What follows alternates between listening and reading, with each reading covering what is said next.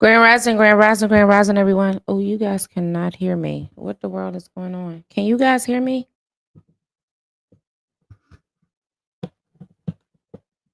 Are you guys able to hear me? Because I cannot.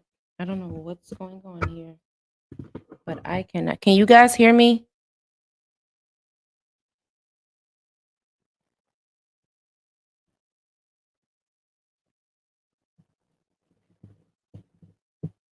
Yeah, you can hear me? Okay. I don't know why this thing is doing this.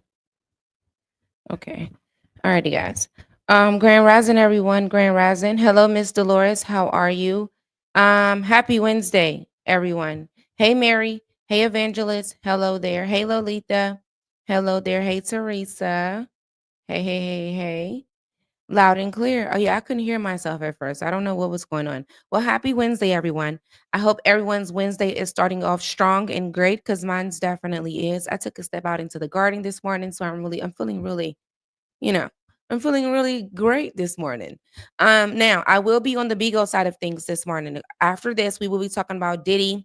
We also have two young children that are currently missing. One child is missing out of the Bronx, New York, where his mother does say that the father threw him into the river. So they're currently searching for him, as well as a Amber Alert that went out last night for a toddler who her mother says that there was a couple that came up to her and held her at gunpoint and took her child from her. So we're going to talk about those cases today, as well as some updates on Diddy. Okay, that is what's on the lineup for the Bigo side of things. Hey, Elizabeth, how are you? Hey, hey, hey, hey. Alrighty, guys, let's get into this. Now, this case that we're going to get in today is more so of a code case, but not really a code case anymore because it has took a strange turn at the very end when they just was about to catch the suspect. Now, this is the unsolved case of Julie Mitchell. This happened out there in Oklahoma, okay? And the primary suspect in her case was Michael Wayne Thompson, who was 54 years old. And this case what did happen in 2010, but it was reopened in 2025, okay?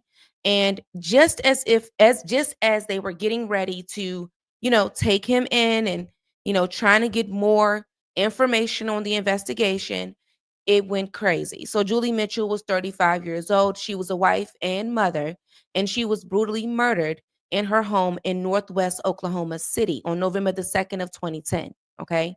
So she was found stuffed in a master bedroom closet. Her face and head were severely beaten, and her 13-month-old daughter was in the next room. Okay, was next to her. I'm sorry, was next to her under her arm. Okay, and the child was unharmed, but the child was covered in blood. Okay, now Julie was married to Teddy Mitchell, and he was a well-known underground book. He was a bookmaker, and he did run some illegal gambling and poker. Okay. Now he did a lot of sports betting as well.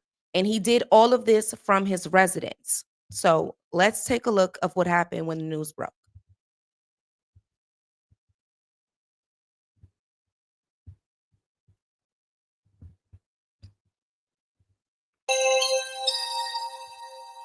Today marks 1 year since a Metro mother was murdered inside her Northwest Oklahoma City home, and that killer is still on the loose. Julie Mitchell was beaten to death in her closet, and next to her body was an open safe with missing money. And Julie's daughter was also in that closet but was not hurt. In the days and weeks after the murder, we received 2 anonymous letters with details about the murder. Lawyers also grilled several witnesses during a grand jury investigation, but there are still no arrests.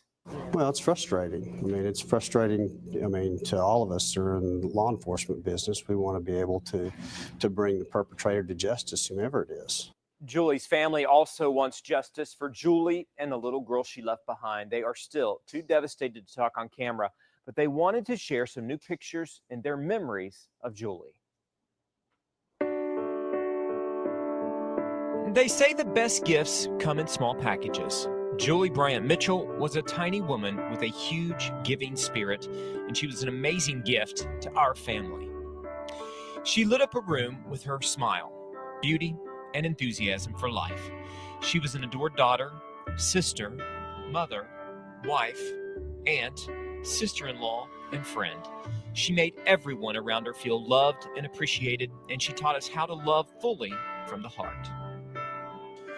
Words cannot convey the severe pain and grief the Bryant family has endured this past year since losing Julie. We are devastated, heartbroken, and have more questions than answers in regards to the ongoing investigation. Her killer or killers destroyed a beautiful life and forever altered our family's lives as a result of this brutal act.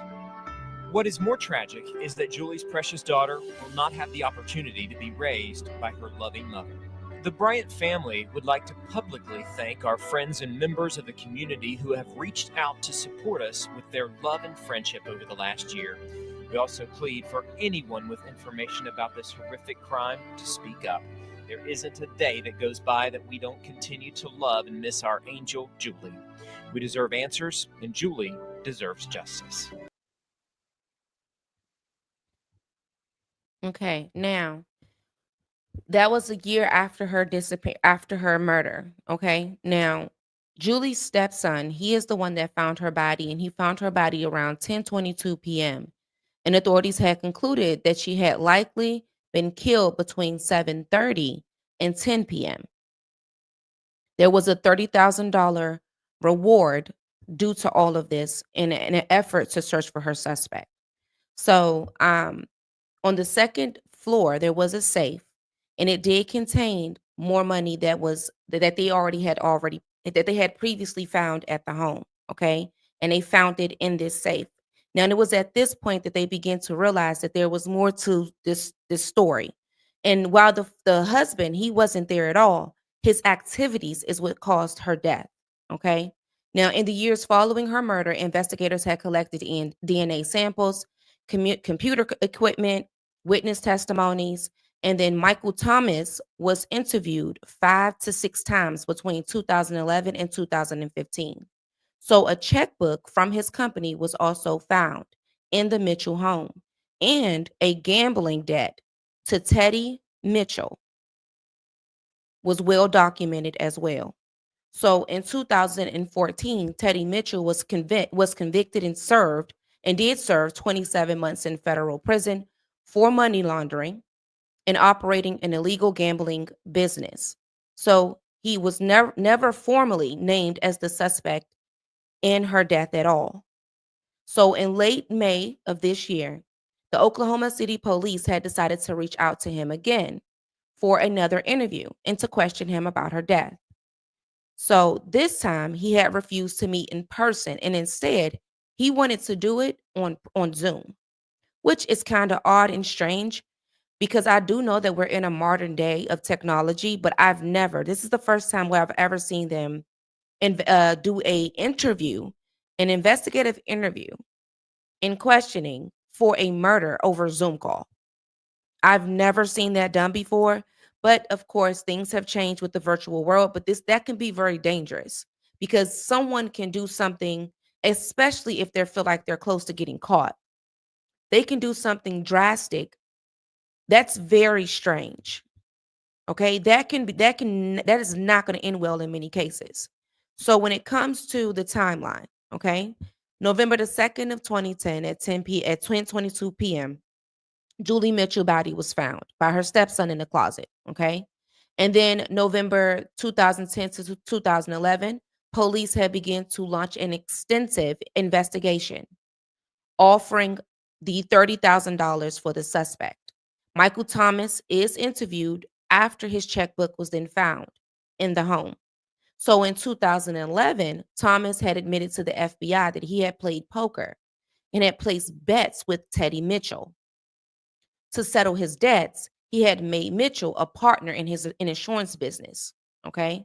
Now in 2012, Thomas is called before a grand jury, but he refuses to testify, invoking his Fifth Amendment. Police had then collected some DNA and computers from his home and his office. So in 2014, Teddy Mitchell is then convicted of federal money laundering for illegal poker games. He served this 27 months that we stated previously. There was no charge in his wife's murder. Now, in 2010 to 2024, there was anonymous letters that were mailed and dropped off at a public area. And they claimed to have some knowledge of the murder, and details was never made public of these letters, of what these letters could have been all about. This could have been people, letting them know about this whole poker business, the illegal stuff with the husband, and all of things of that nature. Now, when it comes to the husband, they say that he does have an alibi, that he was nowhere close to the area when all of this went on. Now, in May of 2025, the Oklahoma City Police had decided to reopen the case, and detectives had arranged a virtual interview with Thomas on Saturday, May the 31st. And then his attorneys had then joined the call with him. So on May the 31st at 10 a.m., the virtual interview had began. And Thomas had begun to attempt to, monopolize the conversation. And he spoke for nearly 40 minutes without ever letting the detectives ask him any questions. So on May the 31st at around 10:40 a.m., mid the conversation, Thomas says, "I'm just worried about my daughter's safety. I really hope that you solve this case." Then he decides to pull the trigger and on camera. You know what the blank is. He pulls he pulls the trigger, not to the officers, okay, but on camera in the Zoom meeting. Right there. Okay. So then around 10:41, his phone had dropped to the ground near his head, and the detective and the attorneys had both heard Thomas' death rattle. So he is declared deceased shortly after that. So on June the 1st, between the 1st and the 3rd, the police did confirm that Thomas was in a wooded area outside of Kansas Star Casino at the time of his death. He was at the casino. On June the 3rd, the Oklahoma City Police also confirmed that Thomas' death was by unaliving, and he maintained that he was not. He maintained that he was innocent, while the detective says that he remains to be the suspect in Julie Mitchell's murder. Now, what the things that kind of broke this investigation was the checkbook, of course, which Thomas's company checkbook was found inside of Julie's home on the night of the murder. And then you have the gambling debt motive. So Thomas had owed a significant gambling debt to Julie's husband, Teddy Mitchell, which were repaid via forced business partnership. So during the Zoom call, Thomas had unalived himself there mid the interview after refusing to answer any direct questions. His final comments had hinted at some fear about his daughter, and as well as some unresolved debts that he could possibly have, or unresolved guilt that could be there.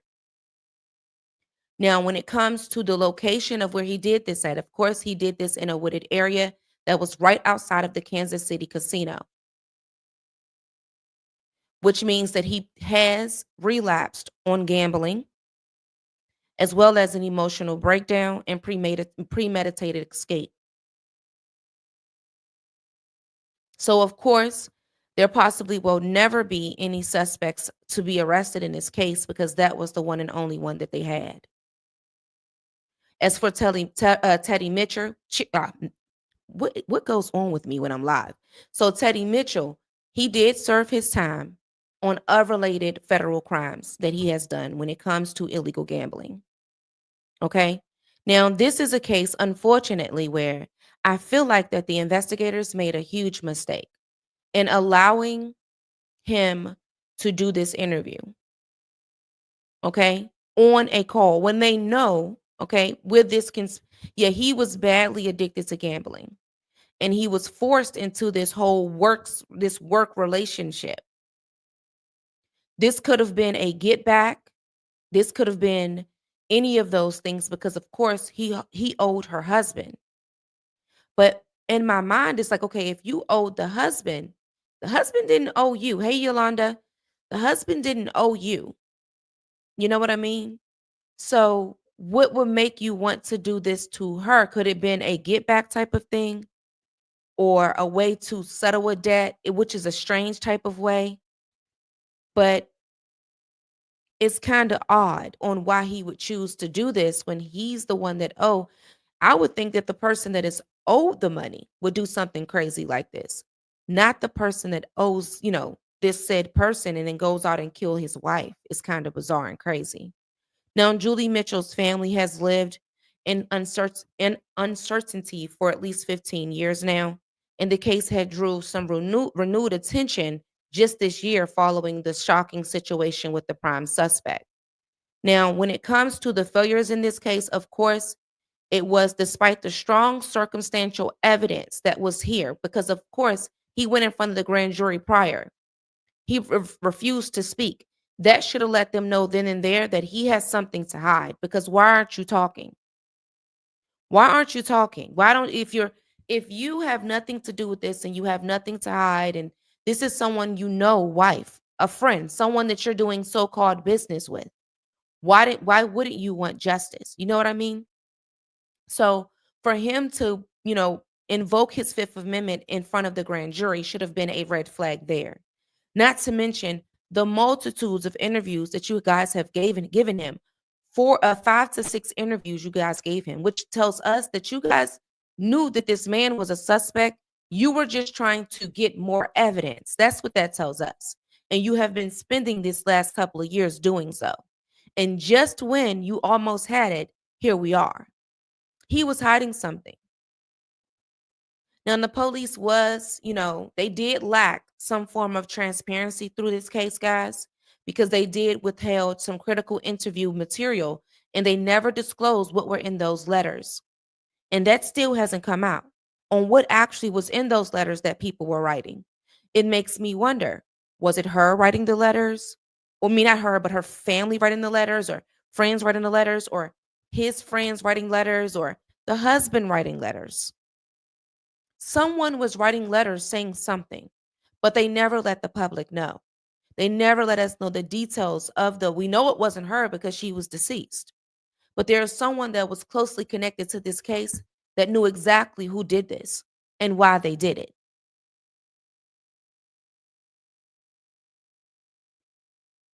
And this child, hey, the real books, the child will be forced to have to live with the trauma of this child was found in his mother's arms, in their mother's arms, in a closet with her body until her stepson discovered them. So this child will forever have this vision in his mind, his or her mind. I think it was her daughter, um, in their mind for the rest of their life, not to mention this prime suspect. This is how it all ends.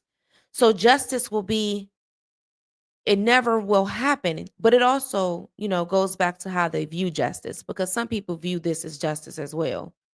And the ending is justice. But for a child, I don't think that this would be justice for them. I think that they would have loved to see the person that was responsible for their mother's death to actually stand in front of the courts. But this whole virtual Zoom thing is dangerous. I don't know how much the investigators use this method, but I hope it isn't a lot.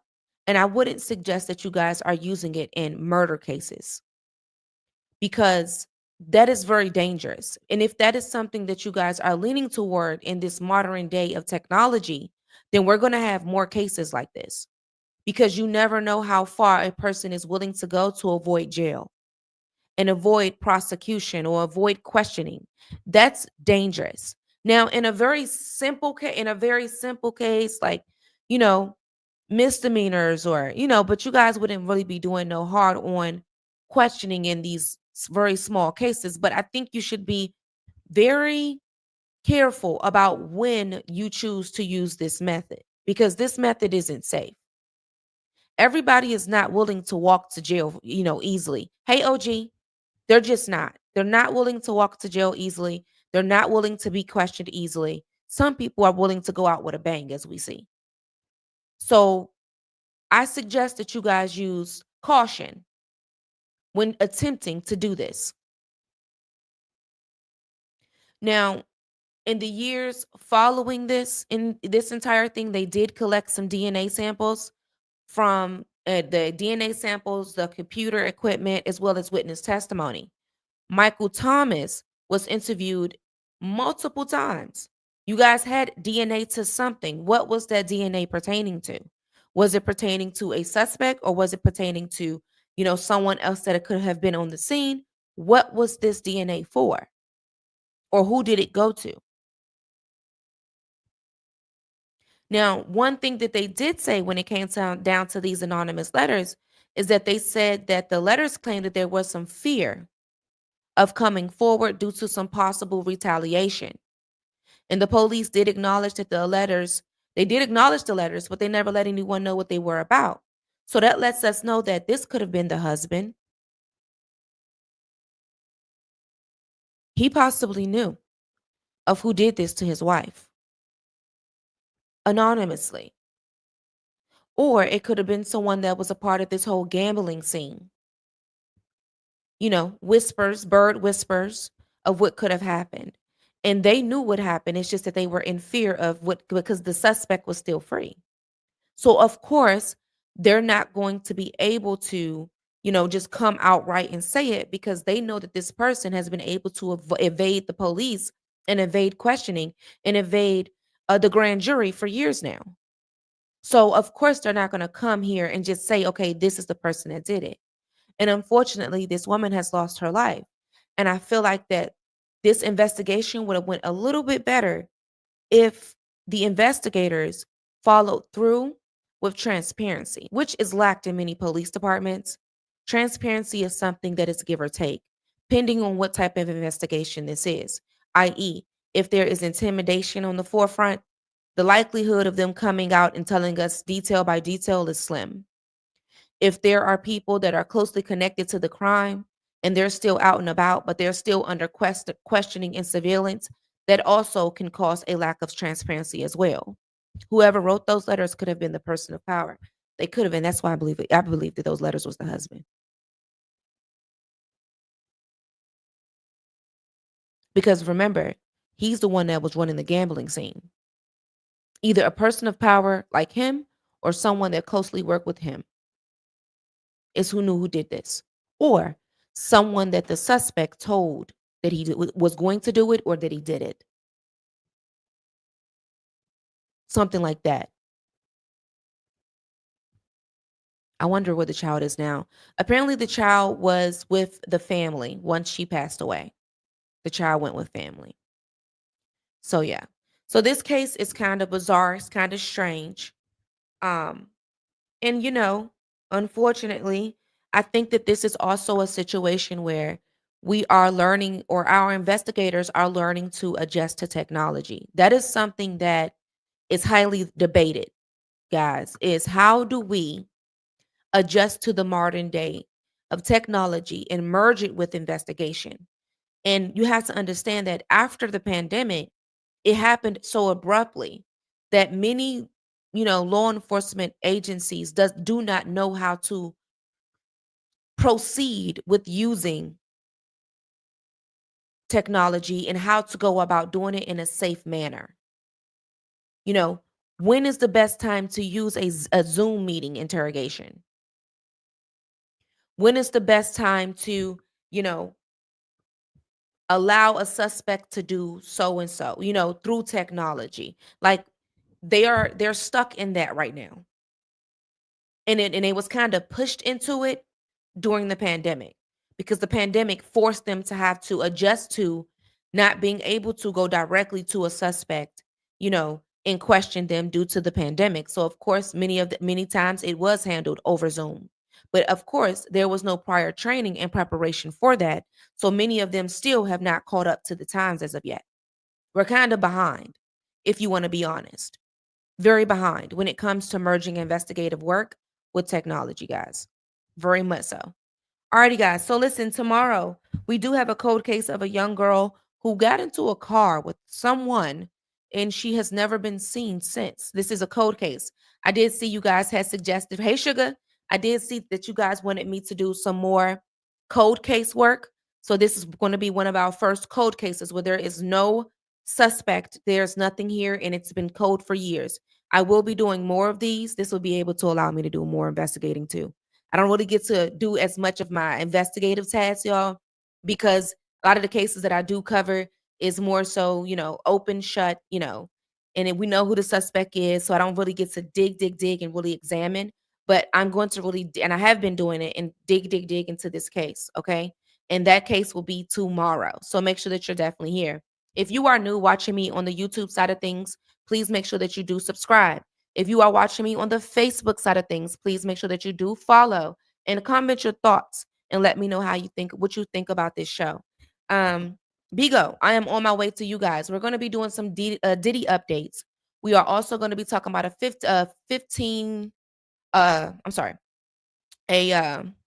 a toddler who it is alleged that his father threw him into the river out there in New York, and then as well as a child who um there was an Amber Alert sent out last night, and her mother says that a couple came up to her at gunpoint and took her child from her out her arms.